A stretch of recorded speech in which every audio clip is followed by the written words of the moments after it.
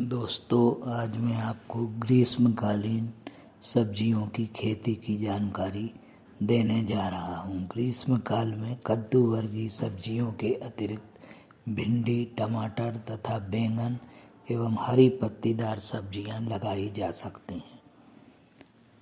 अतः साग सब्जी की फसलें जो फरवरी मार्च से अप्रैल तक लगाई जाती हैं तथा जून से अगस्त तक सब्जियां देती हैं, वे ग्रीष्मकालीन सब्जियां कहलाती हैं। इनमें कद्दू वर्गीय सब्जियां जैसे कद्दू, लौकी, गिलकी, करेला, टिंडा, ककड़ी तथा बरबटी एवं ग्वारफली की फसलें प्रमुख हैं। ये फसलें 10-12 डिग्री सेल्सियस तापक्रम से 35 से 37 डिग्री के तापक्रम के मध्य अच्छी तरह से बढ़ती हैं तथा फल फूल देती हैं। जनवरी से अप्रैल माह के अंतिम सप्ताह तक लौकी, गिलकी, कद्दू व करेला आदि सब्जियों को लगाया जा सकता है। इन सब्जियों का 5 से 6 किलो बीज प्रति हेक्टेयर आवश्यक होता है। पौधे प्लास्टिक की थैलियों में तैयार करें। उपयुक्त मौसम आने तक 2 से 4 पत्तियों की अवस्था में रोपण करें। थैली को काटने पर पौधों की जड़ें नहीं खुलना चाहिए। उनके आसपास की मिट्टी को दबा देना चाहिए। गोबर की खाद के अतिरिक्त नत्रजन, स्फुर तथा पोटाश क्रमशः 100-50-50 किलोग्राम प्रति हेक्टेयर के हिसाब से देना चाहिए। इन फसलों की उन्नत किस्में कद्दू की अर्का सूर्यमुखी, अर्का चंदन, पूसा अलंकार आदि उन्नत किस्में अधिक पैदावार देती हैं। लौकी की पूसा समर प्रालिफिक लांग, पूसा मेघदूत, गिलकी की पूसा चिकनी, कल्याणपुर चिकनी तथा करेला की पूसा दो मौसमी, अर्का हरा, कल्याणपुर, बारहमासी तरोई की पूसा नसदार, कल्याणपुर नसदार, ग्वारफली की पूसा नवबहार, पूसा सदाबहार आदि उन्नत किस्में हैं। ये सब्जियां सभी प्रकार की भूमियों पर उगाई जा सकती हैं। अच्छे जल निकास वाली बलुई, दोमट, रेतीली, कछारी उपजाऊ भूमि जिसमें जीवांश पर्याप्त मात्रा में हो, गर्मी की सब्जी उत्पादन के लिए उपयुक्त होती है। 2 बार बखर एवं पाटा चलाकर मिट्टी को भुरभुरी बनाएं। खाद और उर्वरक अच्छी तरह मिलाकर भूमि तैयार की जाती है। भूमि में जल निकास की अच्छी व्यवस्था की जाती है तथा सिंचाई के लिए उपलब्ध पानी के आधार पर 3 मीटर चौड़ी तथा 10 मीटर लंबी या इससे कम ज़्यादा आकार की क्यारियां व सिंचाई की नालियां काट लें। कद्दू वर्गीय फसलों के लिए बांस लगाकर सहारा दें।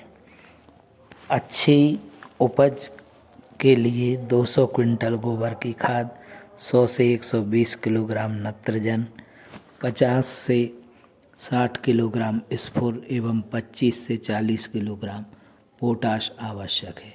गोबर की खाद, स्फुर तथा पोटाश अंतिम जुताई के समय दें तथा नत्रजन 2-3 बार टॉप ड्रेसिंग द्वारा दें। संपूर्ण उर्वरक की मात्रा फसल के 55 से 60 दिनों के अंदर पूरी हो जाना चाहिए। नत्रजन की मात्रा 2 या 3 बार में 20 से 40 दिनों तक तथा 65 दिनों के अंतर से दें। बारीक पतले बीज वाली कद्दू वर्गीय सब्जियां जैसे ककड़ी, खरबूज का 3 से 4 किलोग्राम बीज प्रति हेक्टेयर बोना चाहिए। कद्दू, लौकी जैसी बड़ी बीज वाली सब्जियों का 5 से 6 किलोग्राम बीज प्रति हेक्टेयर लगता है। भिंडी का 10 किलोग्राम बीज प्रति हेक्टेयर, बरबटी व ग्वारफली का 15 से 20 किलोग्राम प्रति हेक्टेयर आवश्यक होता है। टमाटर और बैंगन के बीज अत्यंत छोटे होते हैं। इनकी केवल 600 से 700 ग्राम मात्रा प्रति हेक्टेयर पर्याप्त होती है। मिर्च का रोपा तैयार करने के लिए लगभग 1250 ग्राम प्रति हेक्टेयर बीज पर्याप्त होता है। बीज बोने के पूर्व बीजोपचार अवश्य करें। इसमें कई फफूंद रोगों से फल का उपचार संभव हो जाता है। बीजोपचार के लिए 2.5 ग्राम प्रति किलोग्राम बीज के हिसाब से थायरम का उपयोग करें। कद्दू वर्गीय फसलों में 1 से 1.5 मीटर की दूरी पर छोटे थाले बनाकर उसमें 2 से 3 बीज एक स्थान पर बोना चाहिए। ग्वारफली, भिंडी व बरबटी में कतार से कतार का अंतर 22 से 30 सेंटीमीटर और पौधे से पौधे का अंतर 5 सेंटीमीटर रखना चाहिए। ग्रीष्म ऋतु में जल प्रबंध पर विशेष ध्यान देते हुए उपयुक्त क्यारियाँ व सिंचाई नालियाँ बनाएं। पानी की कमी होने पर किसी भी उपयुक्त सामग्री का उपयोग करें, जैसे मूंगफली का छिलका या भुट्टे का छिलका, भूसा आदि की पलवार बिछा दें। ग्रीष्म काल में विशेषकर जहाँ भूमि हल्की रेतीली होती है तथा अधिकतम तापक्रम 42 से 45 सेंटीग्रेड तक जाता है तथा उन क्षेत्रों में 3 से 5 दिनों के अंतर से सिंचाई करना चाहिए तथा जहाँ भूमि भारी तथा मध्यम हो वहाँ 8 से 10 दिनों के अंतर से सिंचाई करना चाहिए। ग्रीष्मकालीन सब्जियों की फसलों में सामान्य भभूतिया रोग का प्रकोप होता है। इसमें पत्तियों पर गहरे भूरे धब्बे दिखाई देते हैं जो बाद में बढ़ जाते हैं और ऐसा प्रतीत होता है कि पत्तियों पर कोई भूरा पाउडर या राख पड़ी है। इससे बचाव के लिए घुलनशील गंधक 0.05% अर्थात 5 ग्राम गंधक 1 लीटर पानी में घोलकर इसका छिड़काव करें।